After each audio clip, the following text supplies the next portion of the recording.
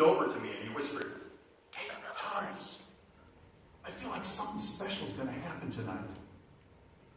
I looked at him and said, "I doubt it." Well, I was wrong. Jesus got up from the table. He walked over, grabbed a basin of water and a towel. And I remember at the time thinking to myself, what's Jesus doing with the foot water? I doubt he's going to wash people's feet. I was wrong. He knelt down and began to wash Bartholomew's feet. Bart just sat there. He didn't say anything. He didn't move. None of us did. Jesus finished and went on to James and Andrew and the rest of us. And I remember at the time thinking, this is so strange and yet so wonderful. I doubt anyone is going to say anything right now.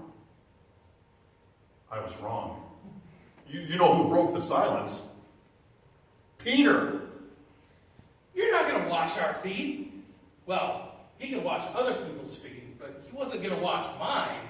So I said, Jesus, you can't wash my feet. I mean, you're the king. He looked at me and said, then you have no part with me. Ouch. So I said, okay, wash my feet, wash my hands, wash my whole body if you need to. He just quietly said, no, Peter, your feet will be just fine. In the middle of washing our feet, he teaches us servanthood.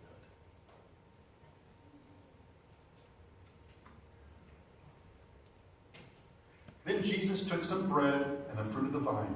He blessed it. He served it to us. He said it was a new covenant with his blood. And he said, tonight, all of you will lose faith in me. And I remember thinking right then, lose faith in you? Never! But I didn't say anything. I just sat there. I had to say something. I mean, I couldn't just, I couldn't just let this go on. So I said, Jesus, you can count on me. Everyone else might fall away, but I love you. You can count on me. Jesus looked at me and he just smiled and said, Peter, this very night, you will deny me 3 times. Ouch. Before I knew, we were wrapping up and heading out to the garden to pray. Once we got to the garden, it just got crazy. Jesus asked Peter, James, and myself to go a little further into the garden with him and pray, and we did. Well, we tried. We kept falling asleep. Jesus kept waking us up. I remember one time he said, the spirit is willing, but the flesh is weak. That's true. But it's all just a blur. And to think that this whole mess got started because of Judas, did he really think what he was doing was right? There he is. He's the one you want. The one praying by himself. Now the others, they'll try to come up and create some scene. But the one I kiss on the cheek, that's the one you want. Now 30 pieces of silver for this, right? That's what we agreed upon? 30 pieces. Now forget about the rest. The one I kiss on the cheek, that's the one you want. A kiss? Judas betrays Jesus with a kiss of a friend? Then it really got crazy. Peter grabs his sword and he cuts off this guy's ear, and Jesus, he just reached down, picks up the ear, and he put it back on the guy's head. As if nothing had happened. And then they took him. I'd love to tell you that we fought for him, but we didn't. Everybody ran. I ran. I was so ashamed.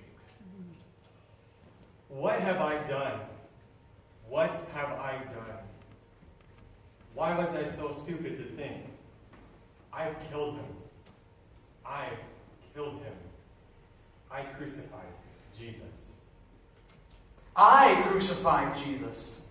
That's what the crowd wanted. And that's what they got. Personally, I don't think the man did anything to deserve that, but I was just a soldier doing my job. When the governor gave a sentence, that's when I went to work. I loved that job. I felt like I was administering justice every time I nailed someone to a tree, but that man didn't deserve that. It makes no sense. There I was rotting in a jail cell for stealing, murdering. You named it, I had done it. I knew the next time that I stepped out foot that jail cell, that was it. So the guards, they came and they got me, and they put me next to this guy who had been beaten to a pulp. And then Governor Pilate started asking the crowd, which one of these men do you want me to set free? I mean, it was obvious. The crowd was going to say, let Jesus go. And I was going to tell them where they could go. And then the crowd, they started chanting barbarics. I mean, they were saying my name. They were saying it over and over again. And the guards shoved me into the crowd and they took Jesus off to Golgotha. One minute, I'm a man marked for death, and then the next minute, I'm free. It made no sense. So I followed him all the way to Golgotha. I was stationed at Golgotha that day. We had just raised the second criminal by the time they brought him to me. I'll never forget the way he looked. He'd been beaten, spit on, whipped. He was unrecognizable as a man. Hideous! What was left of his clothes were stripped off of him, and he was thrown on the cross. And then I went to work. Generally, when you crucify a man, the first hand is the most difficult. The criminal wants to get away, and he fights so that you will have to have two soldiers holding him down. But this guy, he didn't even put up a fight. I just thought he was exhausted. As an executioner, I've been called every name in the book. I've had men yell at me, plead with me, but I wasn't prepared for that. He looked at us.